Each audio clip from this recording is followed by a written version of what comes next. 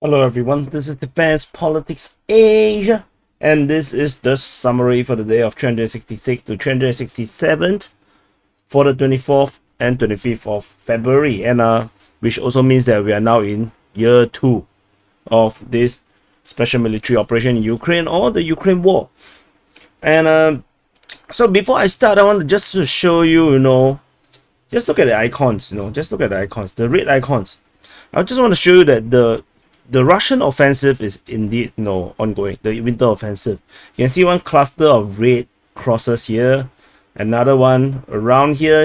This is the Donetsk Front. This is the Vuhledar, and then you can see one cluster here. This is the Bakhmut Front, and you can see another group here. This is the Siversk Front. Although I named this area in the forestry part of the Kreminna Front, but to the Russians this is actually one front. This is the Siversk Front. You see this area here, which in my reporting, this is part of the Kreminna Front. This one cluster of attacks here. There's another small little cluster here and small little cluster here, and which means you can see there's 1, 2, 3, 4, 5, 6, 7, 8 different fronts that the Russians are pushing. So yeah, so how much bigger do you want it to be? It's actually quite big. So yeah, so anyway, let's start off with warnings from Russia against any attacks against Transnistria. So the foreign ministry of the Russian Federation have warned Ukraine and NATO countries against being adventurous towards Transnistria or the Transnistrian Moldovan Republic. The Russians say that settle issues through political and diplomatic means, and the Russian troops will respond adequately in case there's a provocation. And they warn that any action that threatens the Russian peacekeepers in Transnistria will be regarded as an attack on the Russian Federation, which means this can be a war-worthy kind of thing. Because if you attack Russian troops, and if it's considered as an attack on the Russian Federation, then it's an attack on Russia, and thus Russia can respond by all sort of means, probably declaration of war. And talking about that, there is rumors, being reported by Russian army. They say that in the village of Topali and Donetsk, at the border of Transnistria, the Ukrainian forces hide their weapons there. And then in the later post, they actually talk about this. They actually mentioned about with their verified source that 20 military trucks from Odessa actually drove to the village of Topali and Sageta that night, and these villages are located near the border. So Donetsk is actually here. It's actually in this kind of a salient of sort, and as you can see, it's a lot of forest. And then the other one is Topali is actually here, and these are all very conveniently located, and especially this one is actually very close to Kobasna, which is actually where the warehouse, the Soviet era warehouse of all these equipments are in this area here. So but these rumors, I cannot fully take this 100% as a confirm, but this is just some signals of what might be happening now. So Transnistria is brewing, but this on the 24th. We haven't heard anything on the 25th. So so this information come on the 24th, and then 25th they have the declaration, the clarification. Or actually it's all 24th, I think I put this the wrong date, but anyway, we will continue to watch what happened in Transnistria. And a Russian MiG-24 was shot down over Ukraine. That's all. No specific information about it. And over at the southern front, at the Kherson region, there is a Ukrainian Sukhoi 25 shot down over Tahainka, Tiaginka. Anyway, this comes after another shot down of another Sukhoi 25 on the 23rd over Kizumis. And this is very interesting. why are there so many Ukrainian aircraft operating within this region here? Could that be a possibility that the Ukrainians are actually currently, engaged in some kind of operation, taking out Russian targets, like, trying to soften up the Russian forces? They are currently defending the coastal area on the Dnipro River, so that the Ukrainian forces can actually, do a landing of amphibious assault over to the southern side of the Kherson Oblast. I wonder if this is the case, because this is very unusual. You don't really want to send aircraft into regions that is actually not fighting and getting shot down by air defense. So for them to be flying so close means that they are definitely on assault or ground attack operations, and this is something that we should look out for. There might be a restart of the southern front as we move forward. Over at the Zaporizhia line, over at the Zaporizhia region, we have a shelling report by the Russian defense, reported by the Russian Defense Ministry, where they say that they destroyed some Ukrainian artillery forces over at this town of Vyshetarev-Sivka. So in this region, which is kind of out of the blue, this is specifically being mentioned by the Russian Defense Ministry. So not sure what is this about. There is a rumor of fighting near Lobkove. This is reported by Myro Shinikov, a pro-Ukrainian source. So this is a new Telegram channel that was recommended to me. So we are currently, sort of like, can put it like on trial of sort as a secondary source within my sources. I always welcome pro-Ukrainian sources because it's pretty rare. And they mentioned about this. This is not mentioned by any other sources, so we'll continue to see whether if this is true. And over at Huyaipo, shelling is reported over there, according to the Russian Defense Ministry. And that's all from the Zaporizhia line.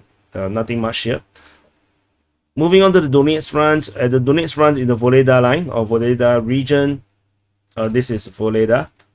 And over Vuhledar region, there is shelling reported at Prashestivka on the 24th, according to the Russian Defense Ministry. Wagner reported fighting at Prashestivka on the 24th. However, I suspect this is just, I'm not sure if this is actually a shelling or is it just an offensive if the Russians are attacking Prashestivka. They are the only one talking about it. Over at Vuhledar region, there is some kind of fighting being reported on in the Vuhledar region, according to Deep State UA and the Ukrainian Defense Ministry. This attack, it's not clear whether it's attacking in this direction or in this direction, or is it in this direction, or are they here and then they're attacking? It's unclear, but the attack was not successful. There's a geolocation of a Russian attack in this region here, where they just drive to this point and then get destroyed. This actually shows us where the front line is, and actually corroborates the front line that we have. There is geolocation of Ukrainian forces at this position. I believe there is a shelling video, the video of Ukrainian forces getting shelled.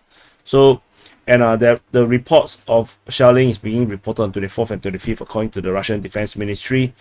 There is also another geolocation of Russian forces in this location, where the Russian forces is actually pushing out, and then they got kind of like taken out by the Ukrainian forces. So the Russians kind of trapped by the Ukrainian lines. They can't really break through. Any offensive have been easily taken out by ATGMs, anti-tank guided missiles, and artillery shellings. There is shelling reported beyond Vuhledar at Vodian on the 24th and Bohoyevlenka on the 25th. These are reported by the Russian Defense Ministry. Moving on to closer to Donetsk city, which is actually here. We have fighting reported at Novomihайлivka, according to the Ukrainian Defense Ministry, on the 25th. And at the Marinka region, as per usual, there is fighting reported in the southwest of Marinka, according to Suryat Maps and Ryba. There's fighting in the center on the 24th, according to Wagner and the Ukrainian Defense Ministry, and Wagner also reported fighting in the north. So situation at Marinka remains the same. the Russians attacking from the south or southwest, from the center, and from the north. This situation have not really changed. But at Vuhledar region, we mentioned previously that the Russians actually successfully attacked and captured Vuhledar, only for Ukrainian forces to shell them into a retreat. And this retreat is confirmed confirmed to be the case, where the Russian forces have to withdraw, and then actually they actually more or less holding positions nearer to Marinka, but the front line is more or less still around here. This has been quite painful for the Russians, because what's the point of attacking if you cannot hold a position? So no, and this entire area is extremely wide, and there's actually not much towns all around here. So yeah, it seems to be a really difficult battleground for the Russians to handle somehow. Over to the northwest of Donetsk, in the Avdiivka Front. So at the Avdiivka Front, this entire front seems to have flared up quite a bit, with fighting reported at Nevelske, Pervomayske, from Vodian towards Pervomayske, fighting towards Vodian in the north, and from Opine towards Avdiivka. There is some fighting reported at Avdiivka. I suspect it's from the south, and there is fighting reported at Krasnohorivka. So into the details, we have Wogonzo and Myroshnikov and the Ukrainian Defense Ministry reported fighting at Nevelske on the 24th, and then on the 25th, Pervomayske actually reported fighting on the 24th by Wogonzo, and then Ryber and the Ukrainian Defense Ministry reported the Russians' attack at Pervomayske. The attack from Vodian towards Pervomayske in this direction, with the supposed front line around there, is being reported by SITREP maps, and then also actually corroborated by Ryber. So, but interestingly, for Ryber's mapping, the Russian front line for them is like this, and then there's a gray zone going all the way like this. So, but yet they report fighting in this area here. So, a very curious way of mapping. Vodian see fighting on the 24th, and then on the 25th, according to Wogonzo and Ukrainian Defense Ministry. There is Russian forces being geolocated at this position, where the Ukrainian forces were shelled. The Russian forces were shelled by the Ukrainian forces in this region, and there is Wogonzo reporting fighting near Opitne, and then on the 25th, Ryber reported this as well, saying that they are going from Opitne towards Avdiivka in this direction. So they are moving in this direction. So we shall see how this goes. The fighting at Avdiivka is reported by Ukrainian Defense Ministry. No details given. Krasnohorivka, according to SITREP maps, they reported that the Russians have made a huge push, and that in their mapping, the Russian forces have come very close, just on the outskirts of Krasnohorivka, with the Russian forces pushing from this area, moving towards this Ukrainian position that they are holding currently at this position. So that's all from the Avdiivka region.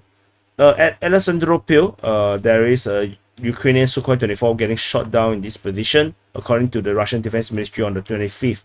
There's another shot down of MiG-29, Ukrainian MiG-29 shot down over Minokhrad, which is a lot further from the front line. So that's all from these shootdowns. There's nothing at the New York front as usual. New York front is nobody really like New York. New Yorkers. Yeah, not the American ones. At the Bakhmut Front, there is fighting reported towards Dilievka, according to Wogonzo and the Ukrainian Defense Ministry.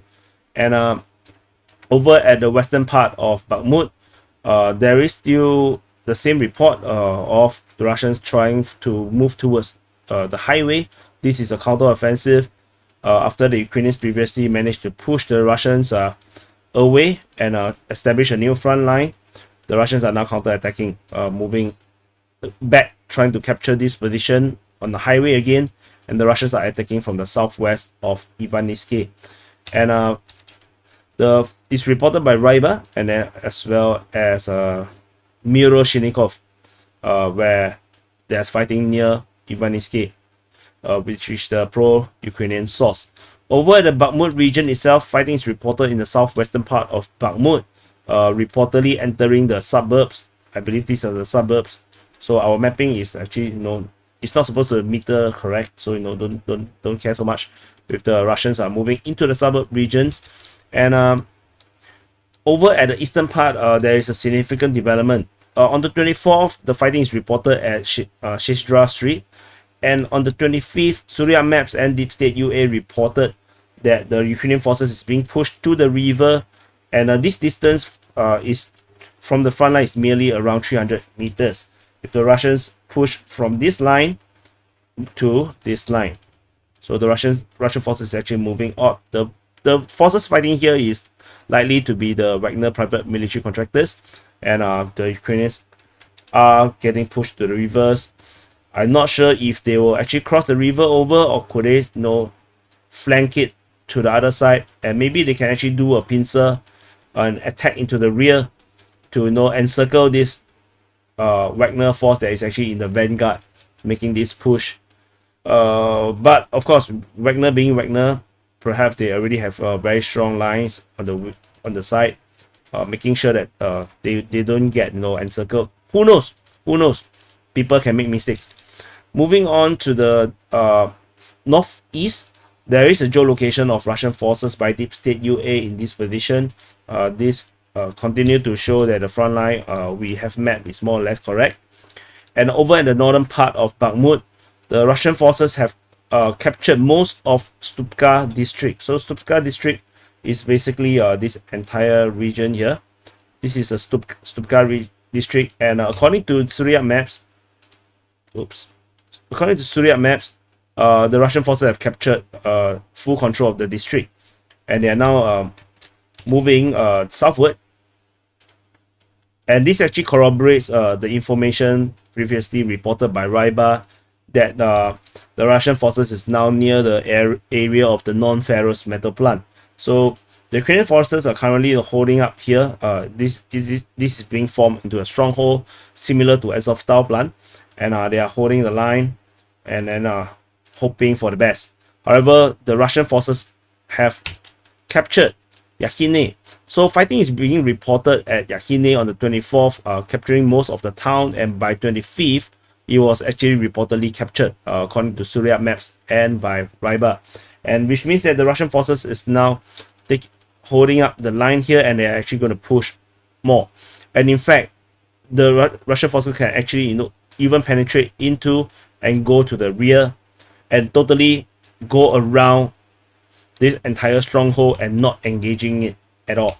So so this stronghold might not be useful if the Russians decided to just let's ignore them, let's ignore them. We'll go this way, and so these Ukrainian forces holding up here can be totally bypassed and ignored, and then you can encircle them, and then they will be doomed. They'll be doomed into being trapped, similar to what happened in Mariupol. So it's not actually a very good idea to hold, but it's not like the Ukrainians have much options. Geolocation of Wagner forces at the eastern entrance to Yakhine. This is where they show their Wagner flag, and then this is actually taken here, which actually corroborates the fact that Yakhine, at least in the northern part, around this region, is actually captured by the Russian forces. And then in the Bakhivka region, so we have reported that it is captured on the 23rd. It's not acknowledged by the Ukrainian Defense Ministry. They reported fighting in the area of Bakhivka on the 24th and the 25th, but I believe that it's not really actually fighting inside of Bakhivka, but actually in the area. So it's most likely that the Russians are pushing out of Bakhivka, and the Ukrainians are trying to hold them here. So which is why we saw the fighting being reported in this region. Over at Dubovo-Vasilivka, there is fighting reported in the eastern area of Dubovo-Vasilivka on the 24th. and fighting was reported on the 25th, according to Surya maps. And then so in the 24th, Ryba reported that they are already expanding into the town. And then on the 25th, Surya maps reported that Dubovo Vasilivka has been captured. So far, they are the only source that I've seen have reported that this town here has been captured by the Russian forces. Ukrainian Defense Ministry simply reported that they are still fighting here in around, or at least in this area. And on the 24th, the Ryba was reporting that the Russian forces were attacking in the north. So basically, what is the line was something like this. On the 24th, with the Russians attacking from the north and from the east. And then by the end of 24th, the Russian forces have pushed deeper into Dubovo Vasilivka. And by the 25th, the Russian forces have attacked through and they have captured the entire of the town. So this is the situation here. Further up north, there is fighting reported towards Orikhovo Vasilivka on the 24th, and on the 25th, reported by Ryba and then by the Ukrainian Defense Ministry. There was a counter attack by the Ukrainian forces on the 24th, where they tried to take back control of at least this piece of land. However, they are trying to stop the advance of the Russian forces. However, this did not work out as the attack was cancelled out and they have to redraw. And fighting is being reported towards Zaliniansky, according to Ryba, and then by Deep State UA and the Ukrainian Defense Ministry. The attack, the counter-attack is actually reported by Ryba, just in case you did not see the source. And that's all from this entire of Bakhmut Front. Moving into the Siversk region, we have conflicting reports. So the Russians are reportedly attacking, according to Wogonzo and the Ukrainian Defense Ministry, on the 24th and on the 25th towards Fedorivka. So they are supposedly attacking towards Fedorivka. However, Russian army, a pro-Russian source, actually reported that the Ukrainians on the 24th conducted reconnaissance by combat. Basically, it's just offensive on the 24th on the south and the southwest part of Fedorivka. So they are moving towards Krasnopolivka in one direction, and then they are moving towards the other direction. They're actually moving towards Blahodatny, so in south and southwest. But this is not corroborated by the other sources that are usually used as primary sources. So very interesting.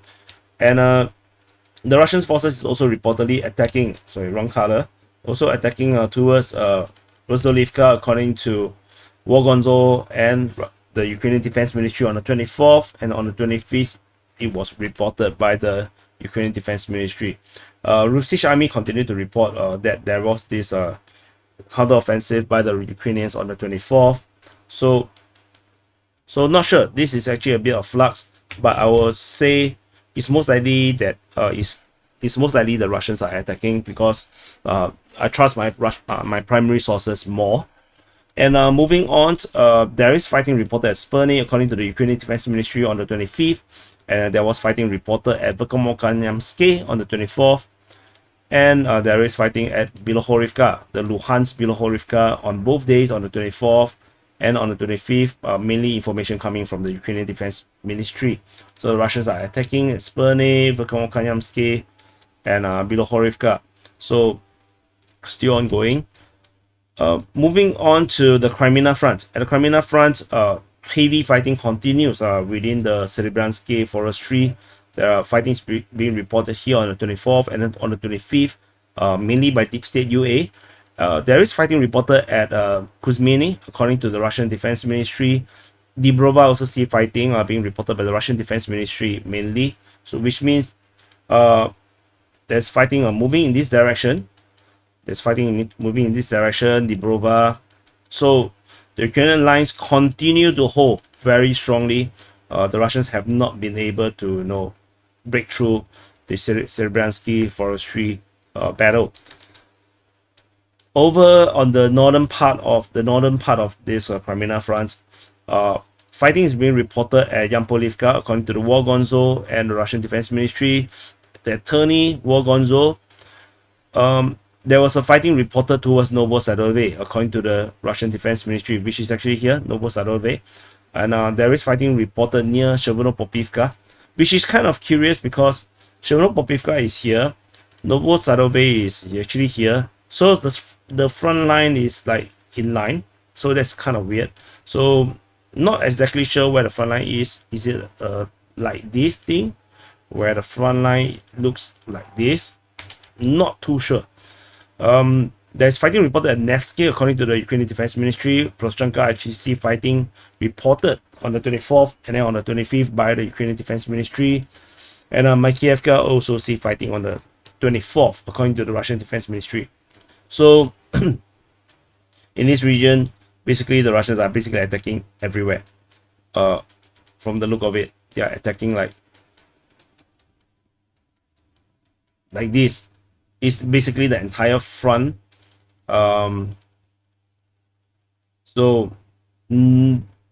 Yeah, winter offensive. Moving on to the Svatove front, we have fighting reported at Stemakivka, according to Wogonzo and the Ukrainian Defense Ministry on the 24th, and on the 25th it is reported by the Russian Defense Ministry.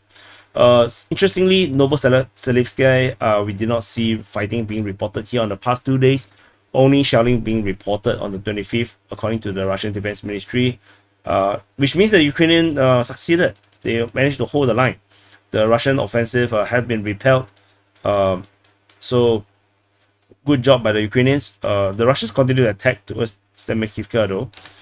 And over towards the Kupyansk, Kupyansk front region, mainly it's all shelling reports.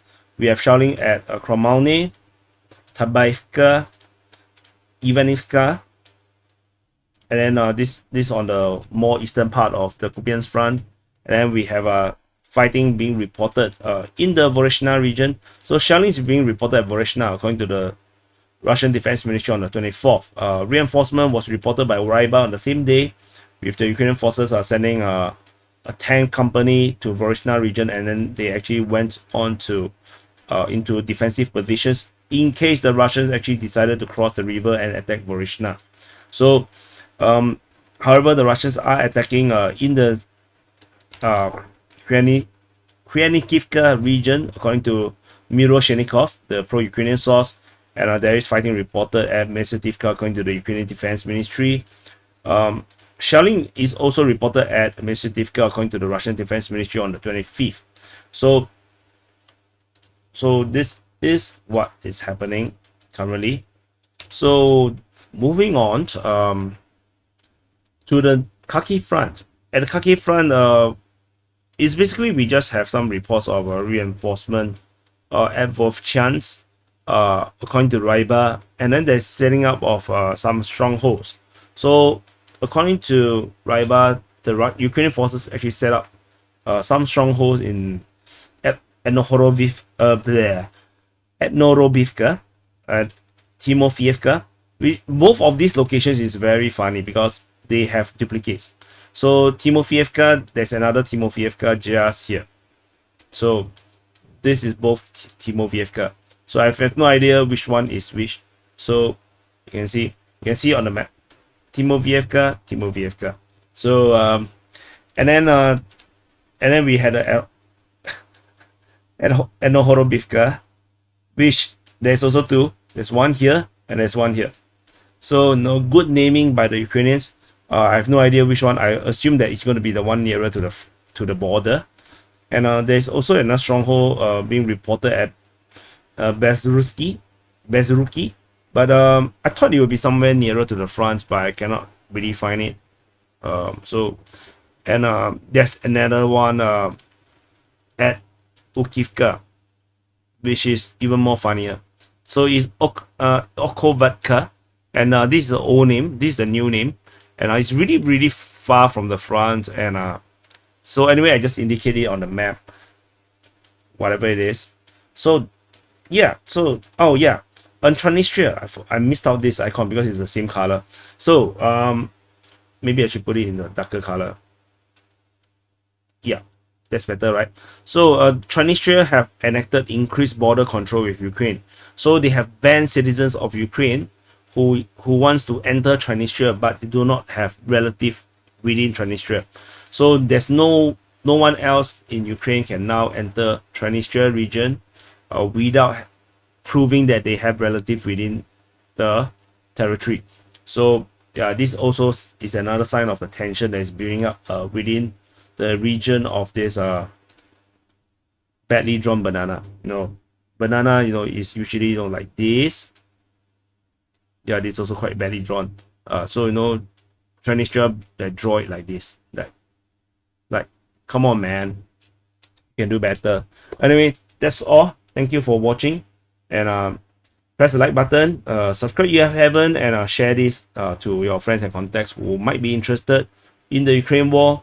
And thank you for watching, and I'll see you in the next update.